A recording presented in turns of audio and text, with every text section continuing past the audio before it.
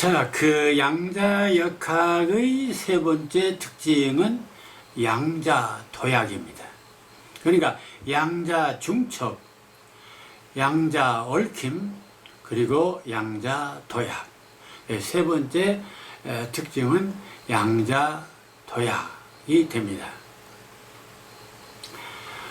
양자도약인데 재밌는 것은 영어로는요, 양자도약을 퀀텀 리프 또는 퀀텀 점프라고 했네요. 퀀텀 점프. 네, 도약이란 말을 점프라고 하는 것이죠. 그러니까 이 퀀텀이라는 양자가 점프를 한다. 개구리나 이런 것처럼 팔딱팔딱 뛴다는 얘기죠. 점프를 한다는 거요. 그런데 이는 원자 내 전자가 같은 에너지 수준에서 다른 에너지 수준으로 불연속적으로 전이 도약하는 것을 말해요. 그러니까 이 얘기는 원래 원자라고 하는 것이 원자를 더 분석해 보면 그 안에 핵이 있고 그 주변에 전자가 빙빙 돈다. 우리는 그랬죠. 마치 우주의 유성처럼, 우주의 별처럼, 태양의 주변에 있는 유성처럼 말이요. 그런데 태양의 주변에 도는 지구라든지 이런 행성들은 일정한 궤도를 돕니다. 그래서 우리는 전자의 세계, 소위 그 원자의 세계에서 핵과 전자 사이에는 일정한 궤도를 도는 것으로 생각했습니다. 지금까지 그렇게 배웠고 옛날 전자 교육 받을 때 그림도 그랬어요. 그런데 양자의 세계를 좀 더 이 미시과학적으로 보니까 일정한 궤도를 핵 주변을 전자가 빙빙 도는 것이 아니라 같은 궤도 위로 올라가는 위로 아래로 위로 아래로 궤도를 달리하면서 팔딱팔딱 뛰면서 돌더라, 그런 얘기입니다.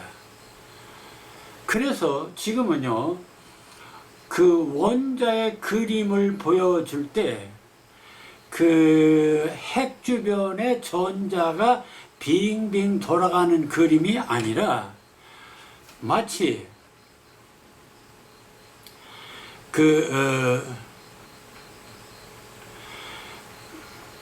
구름대처럼 안개처럼 뿌옇게 그런 뿌연 이런 그냥 수많은 전자들이 그냥 팔딱팔딱 뛰는 거예요.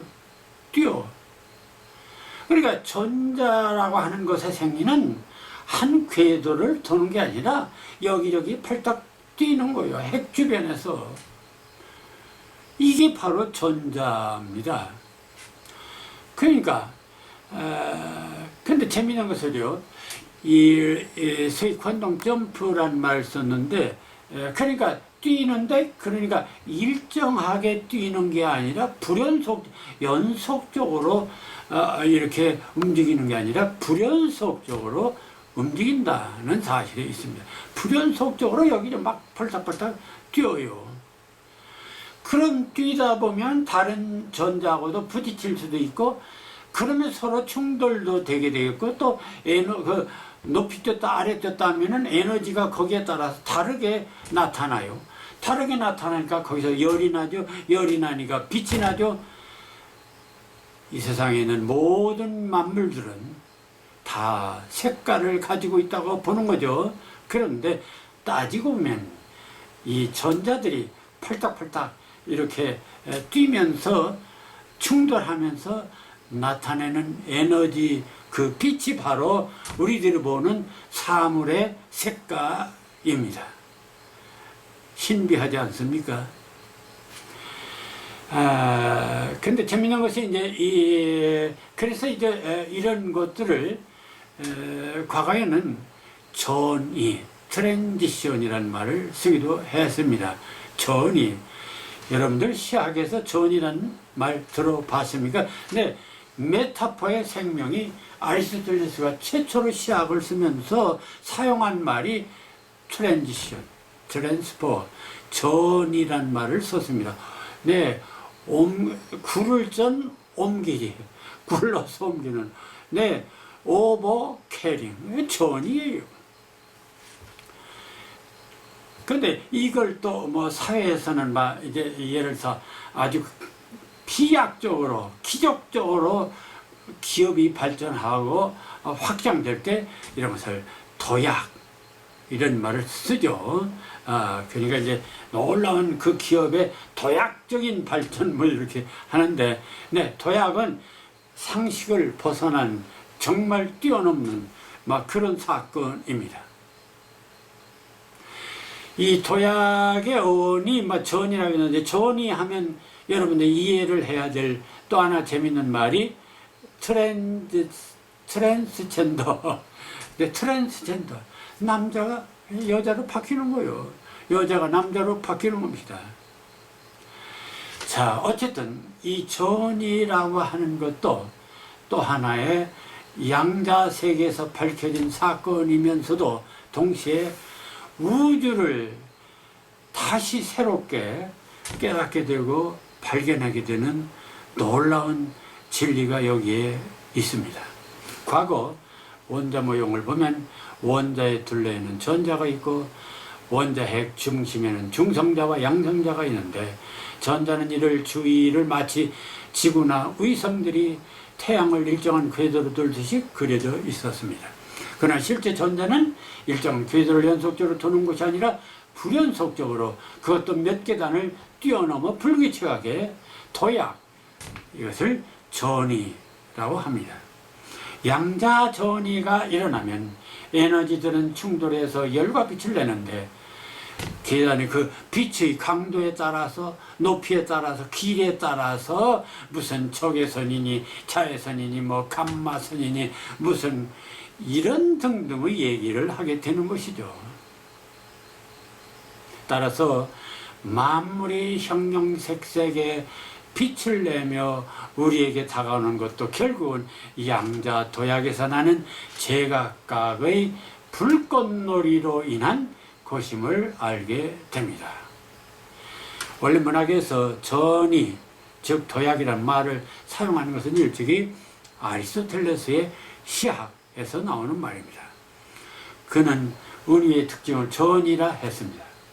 그러나 이 탁월한 개념을 그는 계속 지키지 못하고 뒤에는 말을 꾸미는 수사법이라고 후퇴했고, 그러면서 시의 생명인 은유적 상상은 2000년간 철학이나 사상들의 들러리 신세가 되었던 것입니다.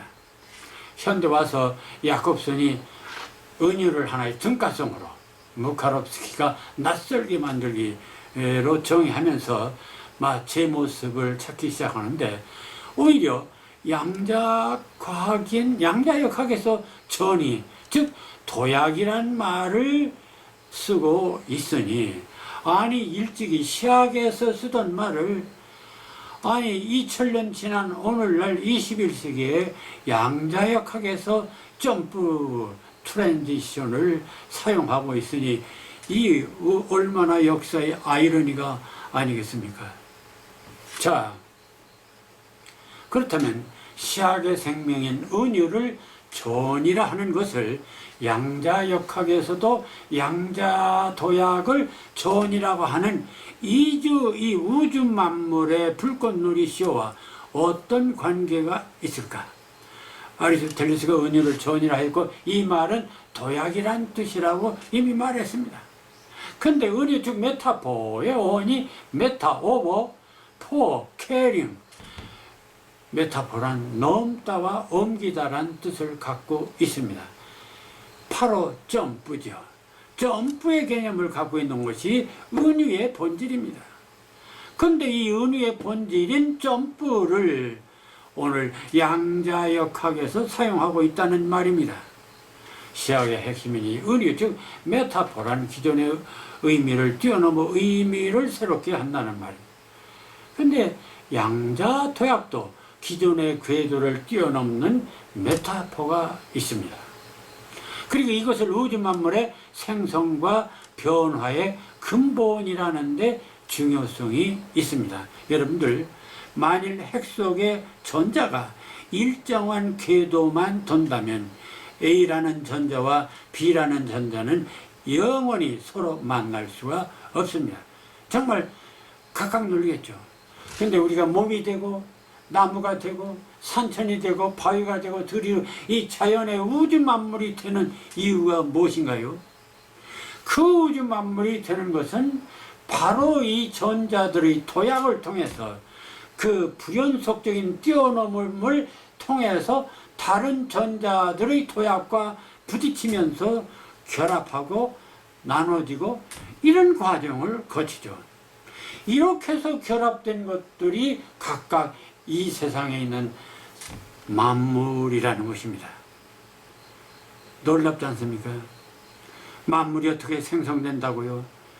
뭐 빅뱅이니 뭐 여러 가지 얘기를 하는데 결국은 알고 보니까 양자들의 전자가 도약하면서 다른 사물과 다른 전자와 결합하기도 하고 그렇습니다. 결합한다고 해서 완전히 뭉치는 것은 아닙니다. 예를 들어서 CO2 탄소와 산소가 결합한다고 해서 그럼 완전히 둘이 없어지는 겁니까? 아니면 둘이 결합하되 이걸 어떻게 결합하느냐? 어깨동무입니다. 이게 참 놀라운 비밀입니다. 우주 만물은 다 원자로 구성되어 있습니다.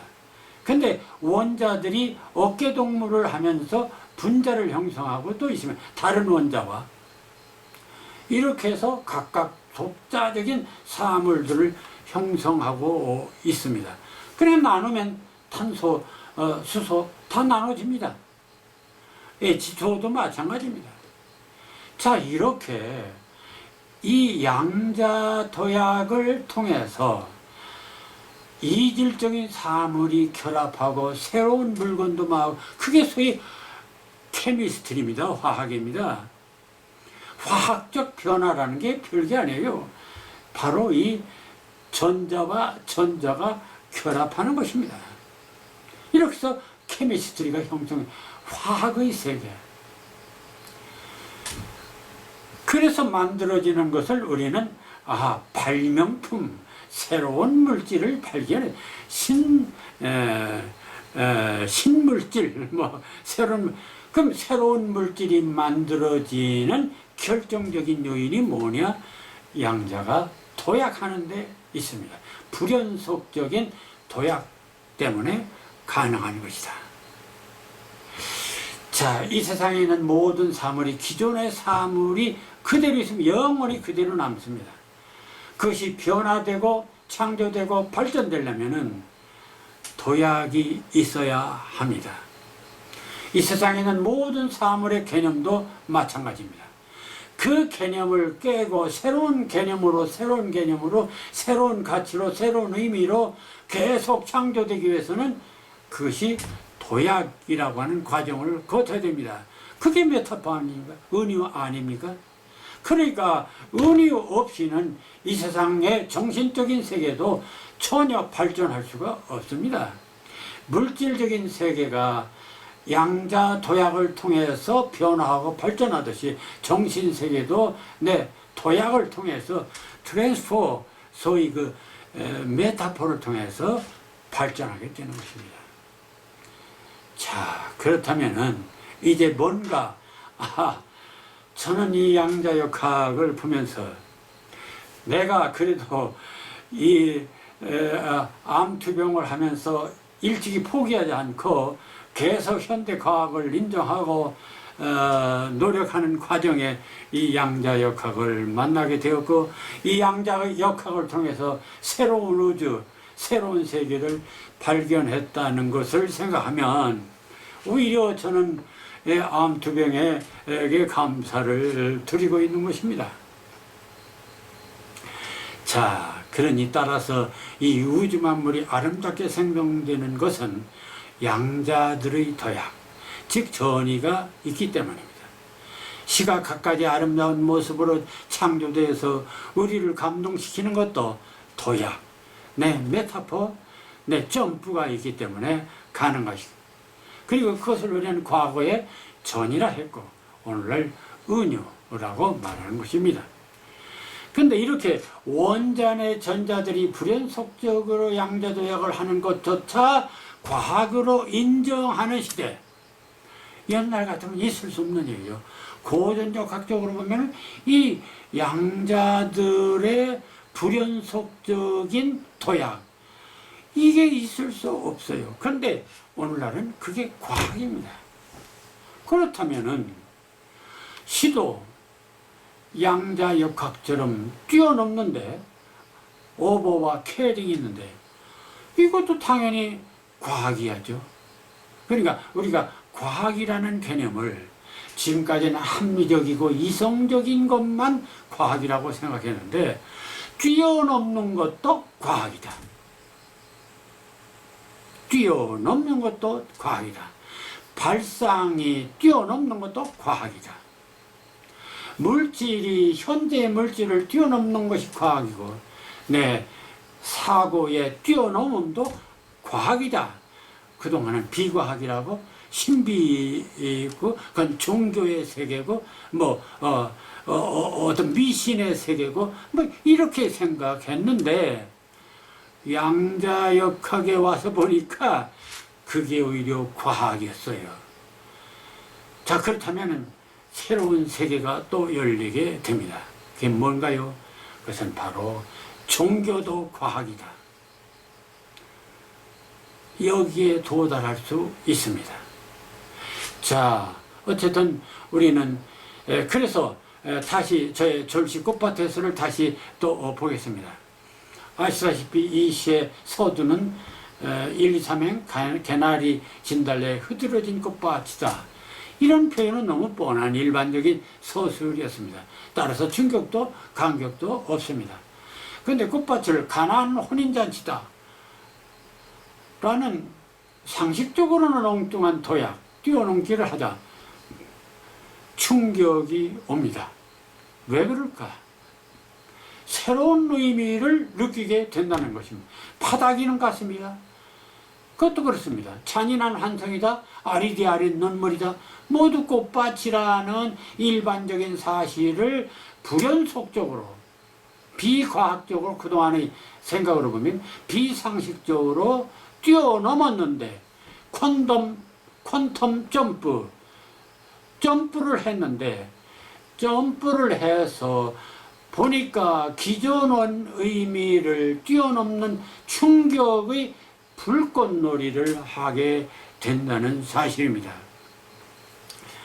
여러분들, 가나안의 꽃밭을 가나안의 혼인잔치의 기적과 비교한다면 그 꽃밭의 의미가 얼마나 종교적이고 기적적입니까?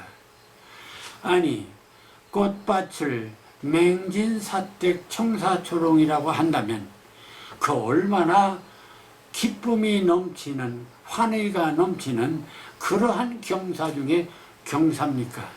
어떤 생명 탄생이, 정말 생명력의 환희를 가나안의 맹진사댁 청사초롱이다. 얼마나 좋습니까?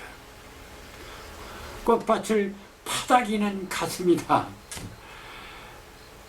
아리디아린 눈물이다.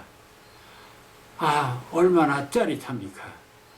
여기서 우리는 새로운 꽃밭의 의미를, 가치를 재창조하고 새로운 세계를 만나게 되는 것입니다. 즉, 모든 사물은 양자들도 그렇거니와 시의 세계도 그렇습니다. 따라서 이처럼 양자역학이나 시학은 모두가 퀀텀 점프라는 이 공통된 전이 뛰어넘은 도약을 통해서 궤적 우주 속에서 살아있는 생명체가 되고 충격과 감동과 창조라는 그런 생성 작업을 진행할 수 있게 되는 것입니다. 여러분들 여기 보이는 책상, 걸사, 이차연, 저건 살아있는 것입니까? 죽어있는 것입니까? 돌멩이는 죽어있는 것입니까? 강물은 죽어있는 것입니까? 인간은 죽어있는 것입니까? 아니, 지금 물론 뭐 숨쉬니까 살아있는 것입니까? 그럼 흙 속에 묻힌 인간은 죽어있는 것입니다. 죽어있는 것입니까? 원자의 입장에서 양자역학에서 보면 죽음과 삶이 있을 수 없습니다. 모든 것은 계속 살아있습니다. 영원히 살아있습니다. 이것이 바로 양자역학의 세계고 시학의 세계입니다. 감사합니다.